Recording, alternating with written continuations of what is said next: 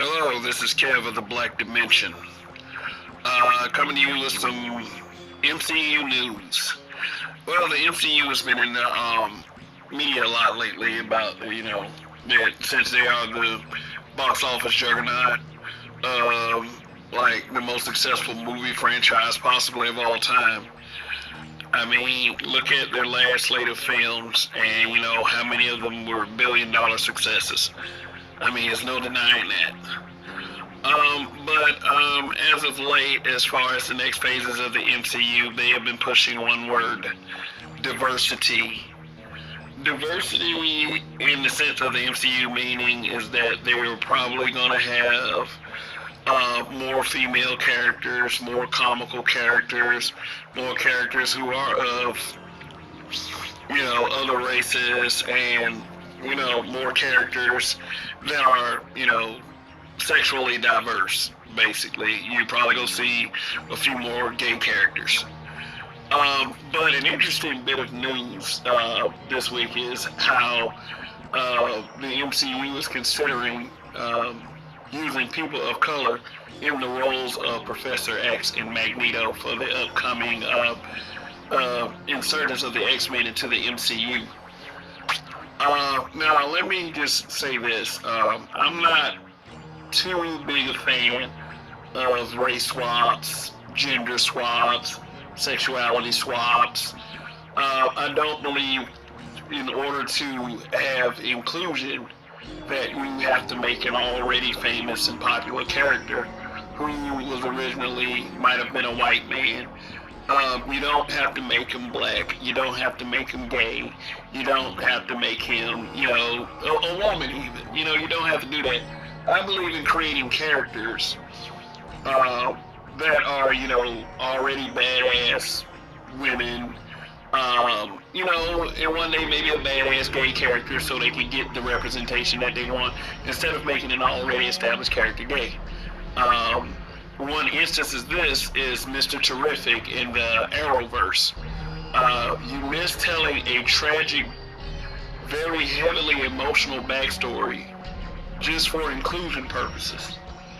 But with that being said, I have to say this. I don't have a problem with the race swap here. Since the X-Men was based on, social and political issues when the comic was first written. Magneto was born, like he was adopted by Jews and, he was a part of the Holocaust. That was a social issue at the time. And now you're updating these characters to the year 2023. So they have to have somewhat of a different history. And if you really want to be realistic, not every mutant that's powerful is going to be a white person. Let's just go ahead and face that. And also, everyone is forgetting one very important fact. Professor X and Magneto were based on two black historical figures, Malcolm X and Martin Luther King. Two men with very different philosophies on how to empower their own people. Malcolm X had a more direct and, fight fire with fire approach, and Martin Luther King was the guy that wanted peace, change through peaceful means. And that's, if anyone is a comic fan of what those characters represent, they know this is true. And it can be confirmed. I don't think making Professor X and Magneto people of color should be that big a deal. I just don't think so, based on who they are, based on themselves. And since they used the Holocaust for Magneto, and when you're basing it in the year 2023, what updated cause could you use in place of that Holocaust? Because there's no way you're going to get even a middle-aged Magneto and have him be a Holocaust survivor. Could he be a survivor of the civil rights movement, perhaps? And mutants is really, the whole mutant thing in the comic book is really a metaphor for the struggles that people who were considered different had to go through, and how society viewed those people. So making, these two particular people, people of color, might bring this story to full circle. Because guess what? You're gonna have some butthurt with this. You're gonna have some people, and I'm not saying it's just white people.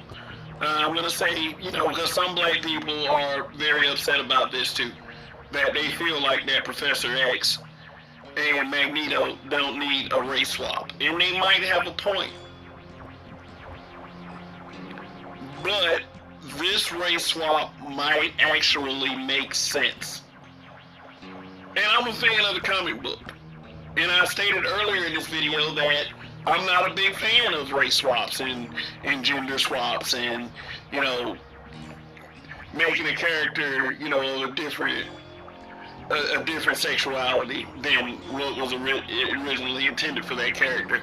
I feel like, yes, you should be creating new characters, new and cooler characters that are different, not using a character who's already popular and then trying to use the inclusion narrative with them. But this one right here, I'm gonna have to say makes sense. My Black Dimension habitual line stepper brothers might disagree a little bit. They might agree a little bit. Who knows? I know I get their point of view on that, one day. But for right now, the verdict on this is I really don't care. And in fact, it might actually be better for the franchise. I mean, think about it. How many good X-Men films out of all of the X-Men films that they have made were actually good? You can say the first one. First films are always good because they're a reintroduction to characters you've known in other forms of media. Like, say for instance, the Transformer franchise. Now, you know how booty those movies turned out, but that first film was magical because it was a reintroduction. No, in fact, it was an introduction of Transformers live action to the big screen. Something that I'd always look forward to as a fan of the original Transformer G1 franchise. But, as you know, the other movies were pretty much garbage, at least until Bumblebee. How many good X-Men films are there? Okay, you got the first X-Men film that, had some of the worst line deliveries, and, I'm sorry, Halle Berry.